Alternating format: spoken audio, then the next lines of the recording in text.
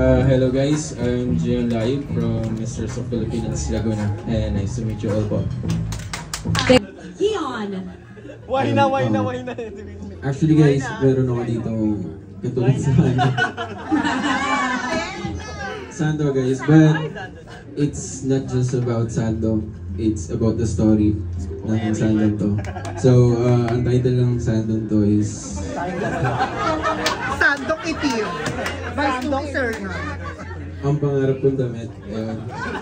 Then, so yun, it's not just about being Sando, but it's all about the story on it. This one though, I called it a dream. Because I was raised for a family na poor. So, ayun, when I was young, parang ulit-ulit lang yung mga damit ko. So, every time na napapadaan kami sa mall, and I just see those elegant na clothes.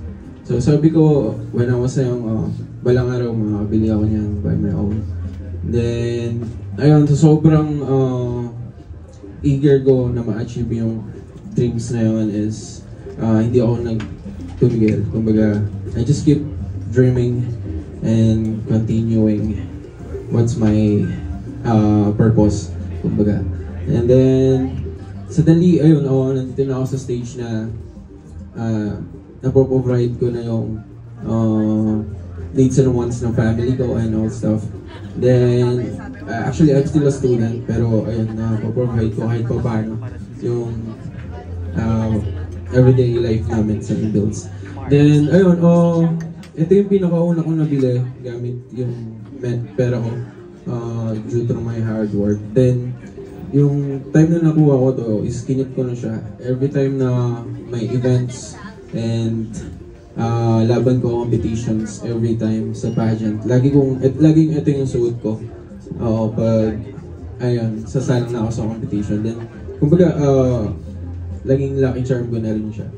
So, ayun, kumbaga, it will remember it will remember lagi sa inyo na keep dreaming pa din kahit naabot niya na yung pangarap niyo.